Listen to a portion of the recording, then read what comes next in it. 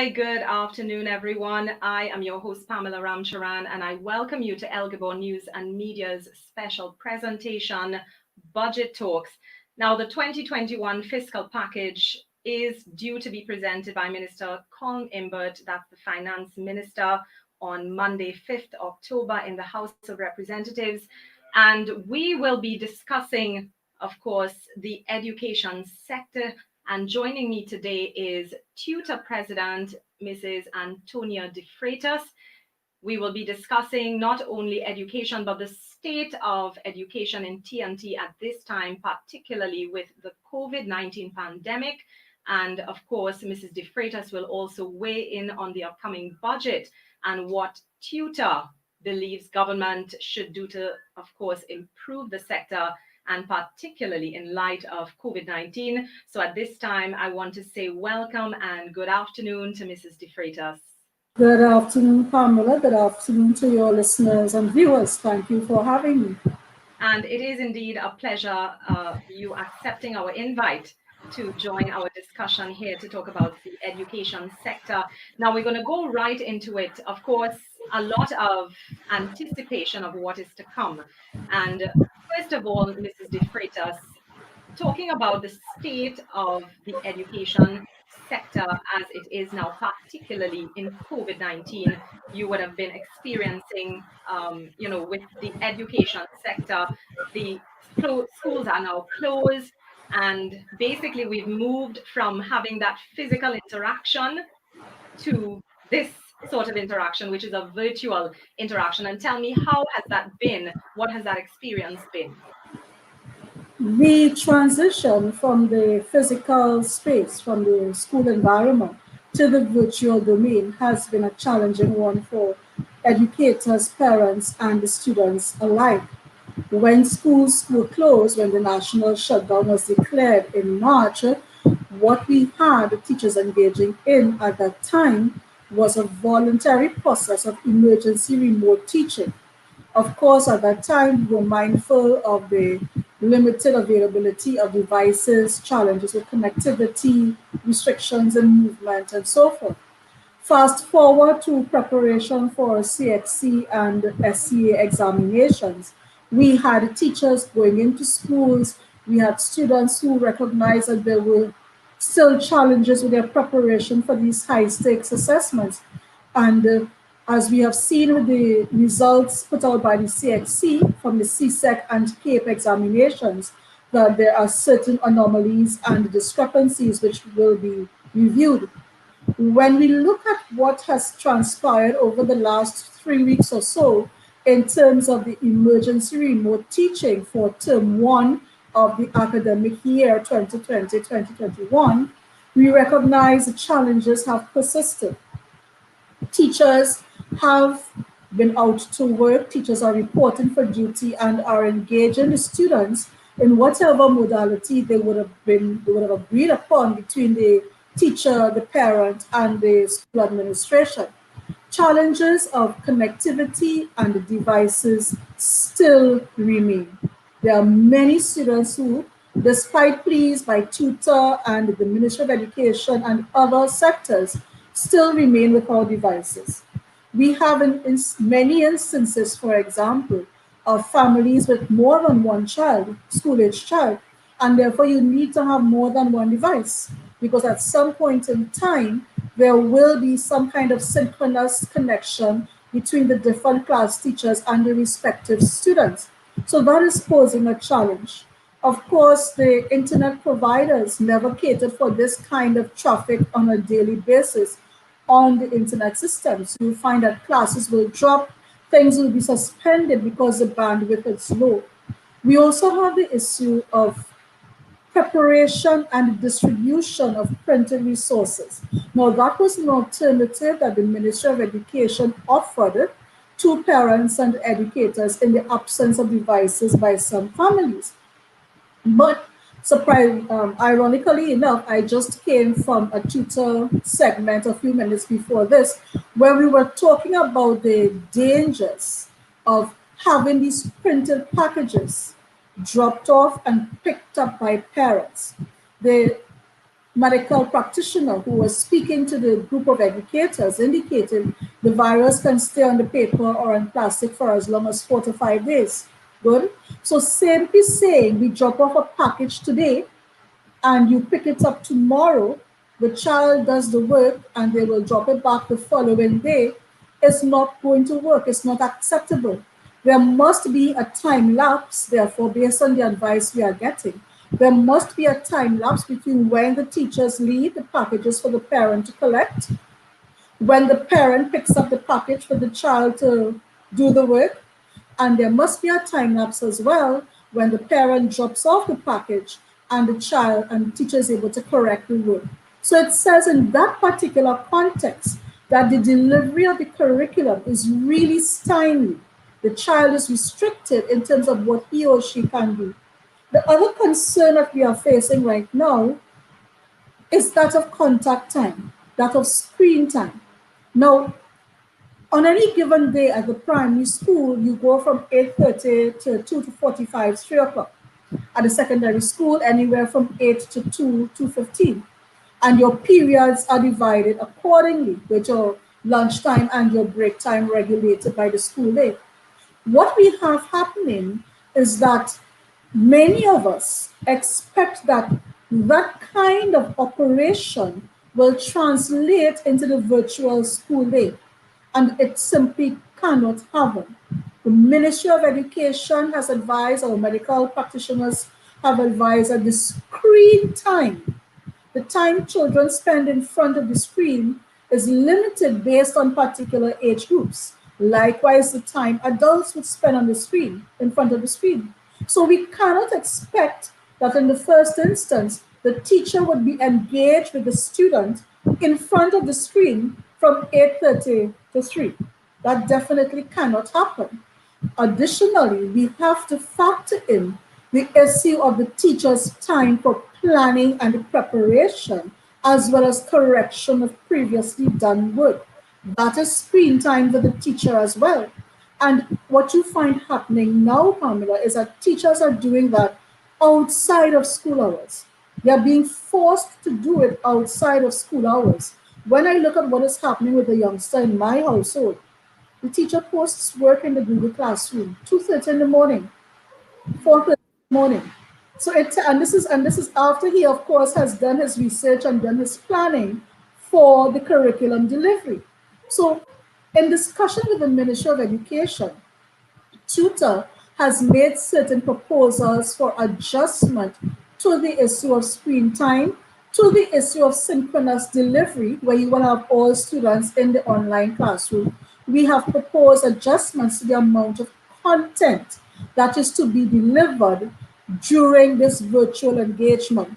TTUTA has also signaled to the Ministry of Education, listen, we cannot wait until January to plan for reopening of school in January. There are issues beyond the virtual delivery or the blended learning proposed. So we are impressing upon the Ministry of Education the need to start planning now based on the lessons we are learning from this term.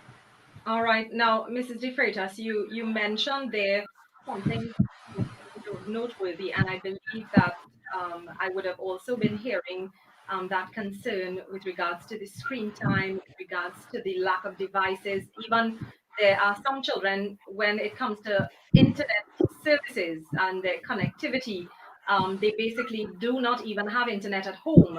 And now you mentioned there with the packages, there is that concern that has been raised now with the packages being delivered to the schools, the parents picking it up and then it having to be dropped back again.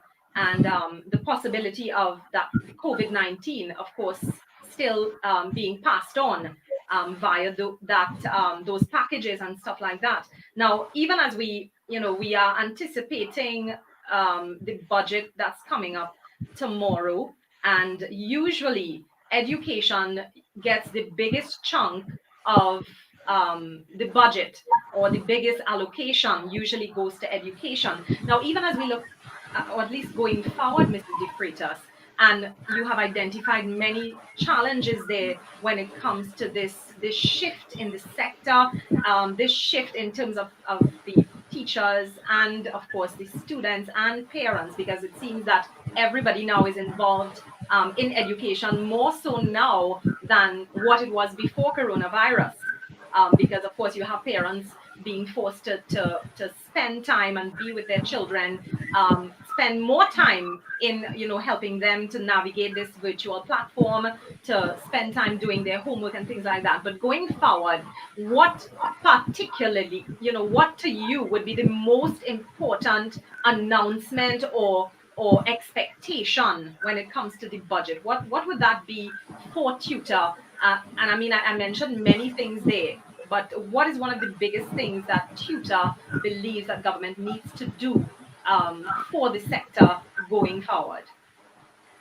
Pamela, one of the major considerations, not just Trinidad and Tobago, but across the world, the governments would have to do is pay attention to, is that of building resilience into the education system. And just permit me to clarify, we want to look at having our education system based on 4 R's. The first one being robustness. So we recognize that we did not have a system to deal with emergency and crisis situations.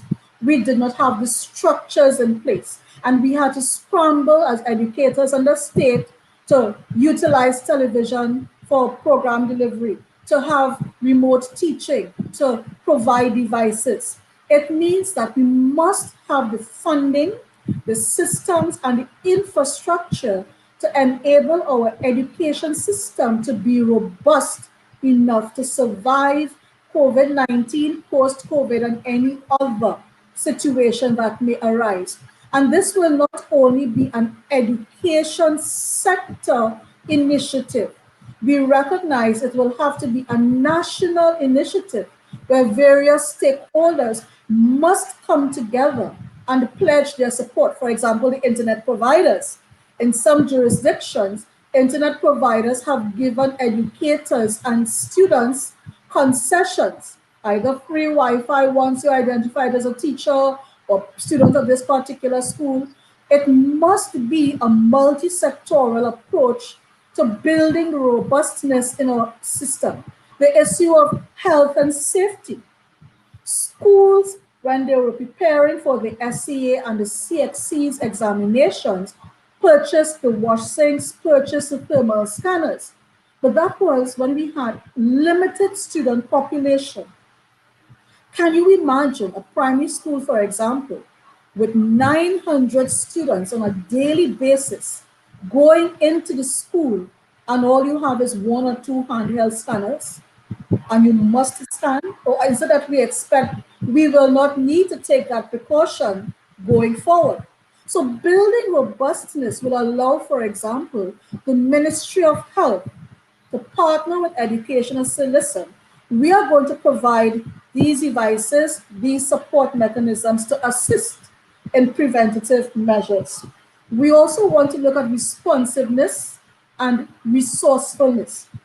What are the resources that the state will provide in this post-COVID era for our education system? I mentioned 2, the scanners and the sanitizing stations to wash sinks.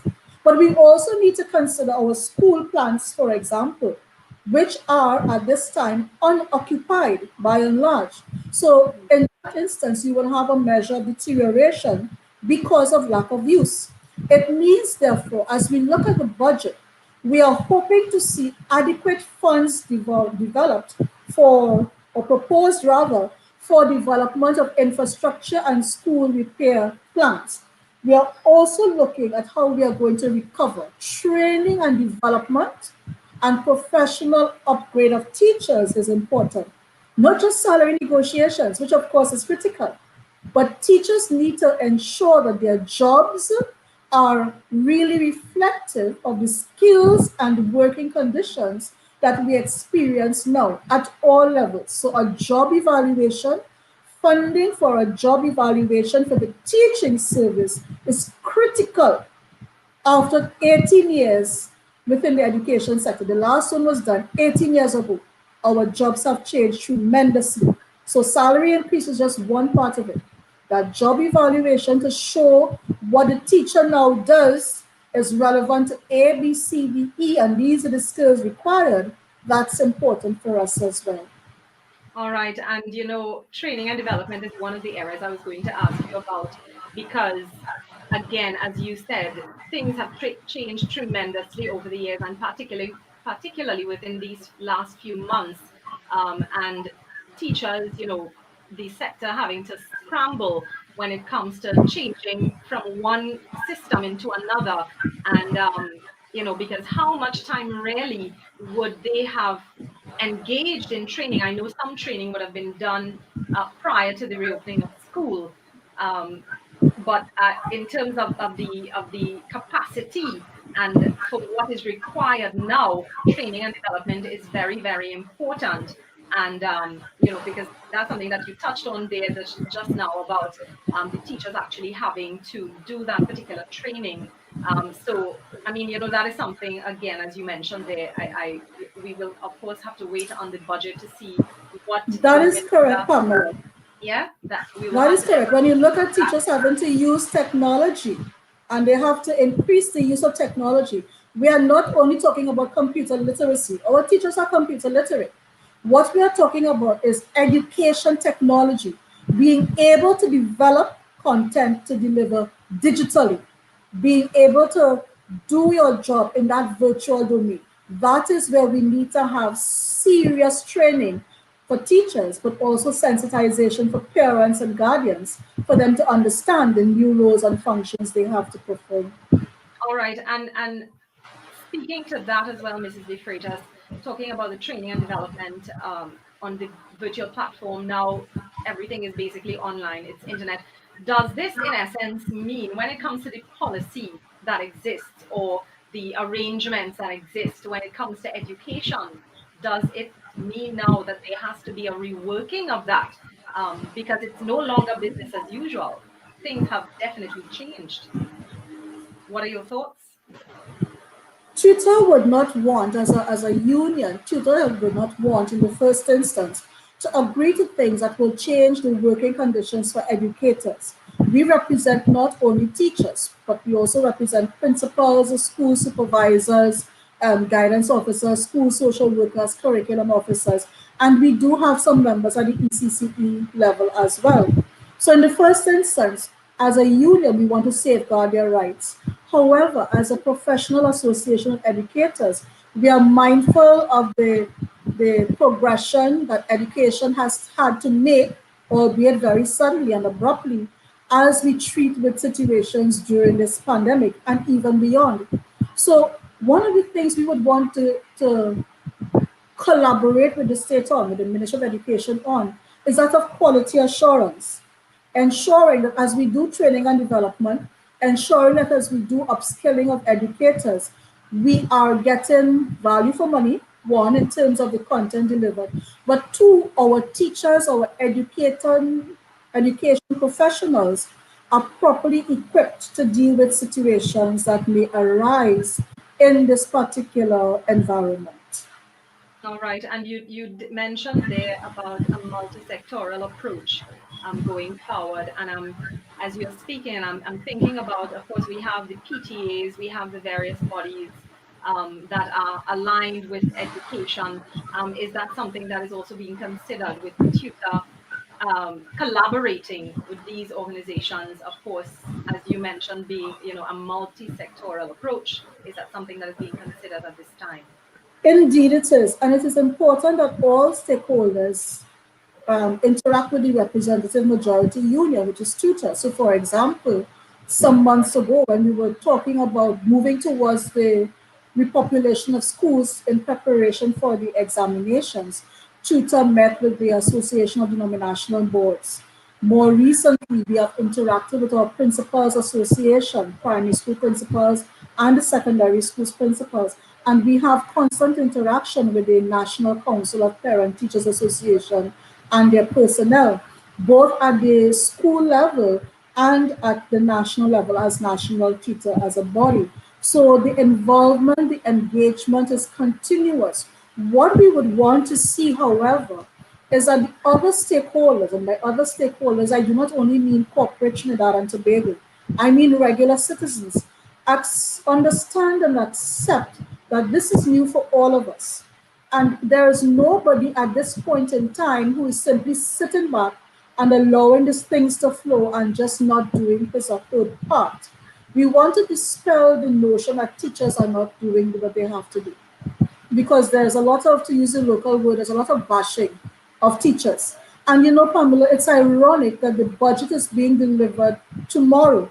The 5th of October is celebrated as World Teachers Day, and that's been celebrated since 1994, a day to recognize the contribution of teachers. So we are hopeful that teachers and education system will hear some very good news out of the budget tomorrow, please God. And by the same token, I would want to extend Happy World Teachers Day to all of your educators who may be listening and viewing the program at this time. All right. Well, I want to thank you so much, Mrs. De Freitas, for chatting with me this afternoon. And, quite a good note to end on, tomorrow being World Teachers Day. So we're definitely looking forward to hearing the budget being presented by Finance Minister Colm Imbert tomorrow, October 5th, in the House of Representatives. I know there's a lot of anticipation, maybe some uncertainty as well, because of the COVID pandemic situation and so on. So again, I want to say thank you to Mrs. De Freitas, TUTA President, for joining me. And of course, I know we will be having future discussions about education. And before I go, I just want to invite all our viewers and our listeners, join us again at this evening at 7 p.m. We will be having a discussion with economist Dr. Roger Hussein as we talk about TNT and the state of its economy. And of course, Dr. Hussein will be weighing in on what he believes government should be doing or should be presenting to improve the state of TNT's economy.